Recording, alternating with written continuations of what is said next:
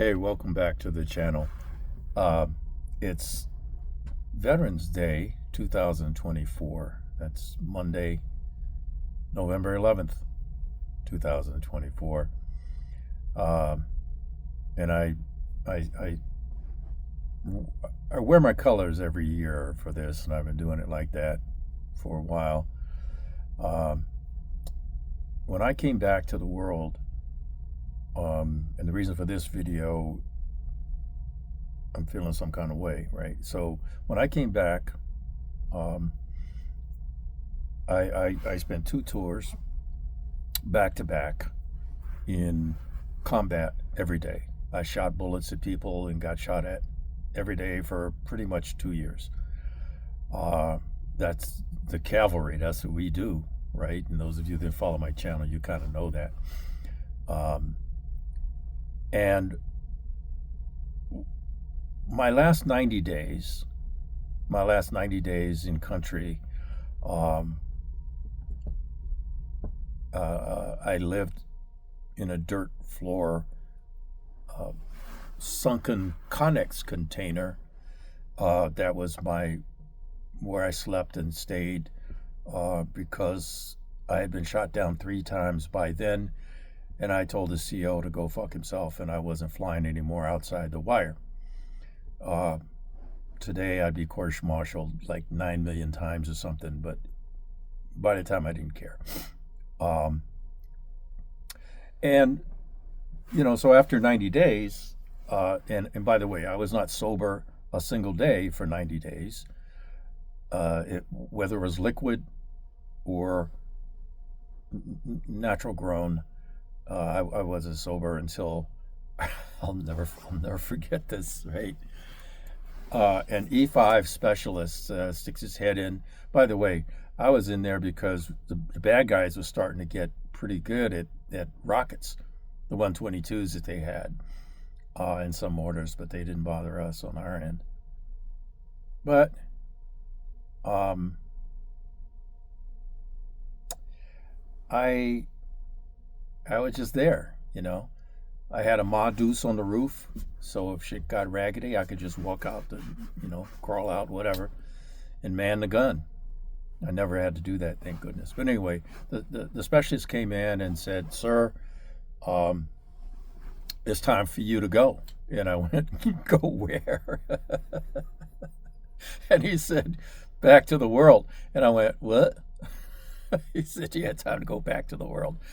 And I went, "Oh." No clue, right? And I said, "Okay." And he said, "Sir, would you mind showering before you get on the bird?" Swear to God. I was stank, man. I didn't care. I didn't care shit. I didn't care. I was living on borrowed time anyway. Borrowed time anyway, right? So I did get cleaned up and got on the Freedom Bird and all that. I was, like I said, I was living on borrowed time anyway. After getting shot down 2 times, that's kind of the way it is, 3 times. But Mother Nature wasn't done with me, right? There I was in Cameron Bay, which is kind of where the Freedom Bird came and picked up everybody in that part of the world over there. And, man, a hurricane. They call them typhoons over there. It was a hurricane. There were 8 Freedom Birds stacked up in tactical holding patterns over Cameron Bay, and they almost didn't come in. But the Dash 1 bird landed and shamed everybody else. He did a high overhead tactical approach in a DC-7. Whoa! I said, that was a combat Air Force guy flying that pig, right? Long story short, he says, "I want everybody out, no baggage, get your body on board. Whatever you had, you lost. We're out of here." And so I left Vietnam with 0, except whatever I had on my back at the time. It was dead quiet on takeoff, and you didn't hear a sound until we landed at Seattle Tacoma, or SeaTac Airport in Seattle, Washington. because I was derosing, which means getting the fuck out of the military and becoming a civilian that next day. So, uh, you go do your do, and I walked out the front gate of Fort Lewis, Washington, with $8,000 in cash, and had to run the gauntlet of hookers and car salesmen to get from there to a taxi to the airport. By then it was like, you know, 2 in the morning, 1 o'clock. Uh, but I made it to the airport. There was no TSA. There was no, we didn't have that stuff back then. That was in 70. Um, so as I'm walking through the corridor to get on there, this is at Seattle Tacoma Airport at 1 or 2 o'clock in the morning.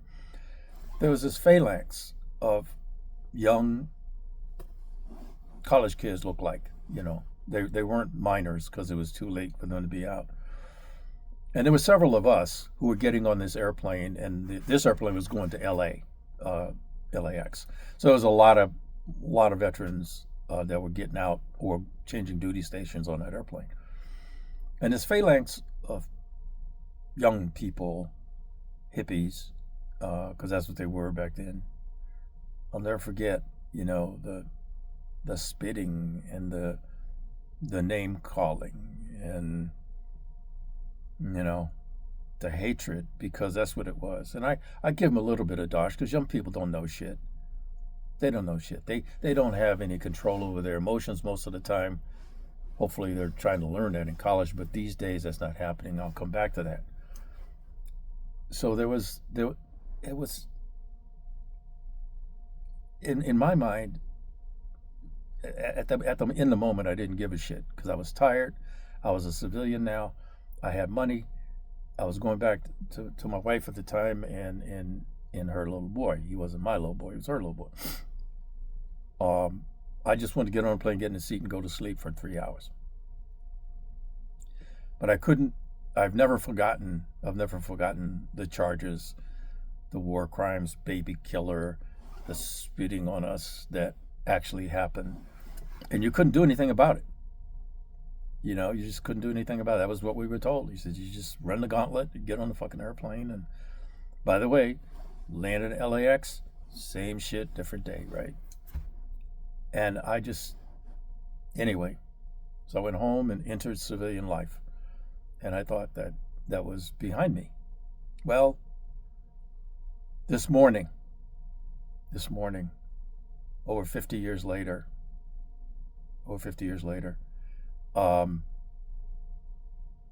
Columbia University,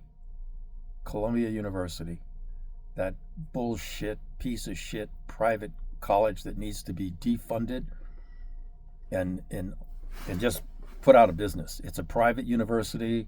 I understand the government can't do anything about them, but somebody can do something about them because money talks, bullshit walks. So what you do is you get all their donors to stop donating. They only got two. They need more to break them. They need to be broke so that they're telling these young punk ass people, guess what? Not only don't you have an education, your transcripts are frozen and you will never be the lawyer you thought you were going to be or the doctor or whatever. That's what I want to see happen. I want to see Columbia University collapse, and I want to see anybody who went there and participated in any way in what I'm about to tell you should be, debarred. So this morning, the wise people at Columbia University,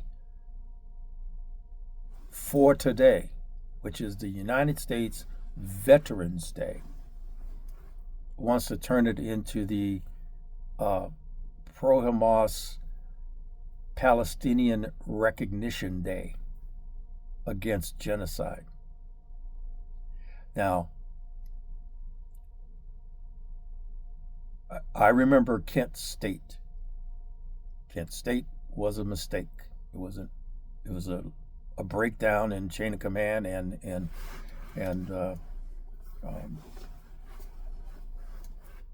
the rules of engagement for the National Guardsmen that were there. But I have to tell you, I have to tell you that my feelings this morning for anyone who's associated with Columbia University and the students who want to participate in such a crazy thing, my feelings aren't as generous. So, I, where did America go? Where did America go? Where the young people who are supposed to be learning about the country, learning about what we do when we put the uniform on their behalf, on their behalf. Um, I wasn't ready for that. I was in tears this morning reading that. I didn't think that we would be disrespected like that again, again. Um, Nothing I can do personally, uh, soldier on kind of thing. Um, but I want all of you who are reading, who are looking at this, to understand that the disease of attacking those who wear the uniform on the behalf of the citizens of this country, that's broken now. That's broken now. And my sense is that now that Trump will become president, now remember, Columbia is a private organization, but my sense is that his administration is going to bring the heat on Columbia University and any other university that wants to do DEI or inclusion or is against Israel or worse, against U.S. veterans, combat veterans specifically. I hope that's what happens. I hope that's what happens. Because there's nothing personally I could do, right, except share the message. If you have somebody who goes to Columbia, is associated with Columbia University, all I ask you to do is unassociate yourself with them or have a real good reason why you or your child, you are paying money to go to that fucked up university. So, that's my story, and I'm sticking to it this Monday, November 11th, Veterans Day 2024. To all of you who are in the shit, welcome home. To all of you who are not yet back home, remember everyone deployed, red. And for those who will never come home, welcome home.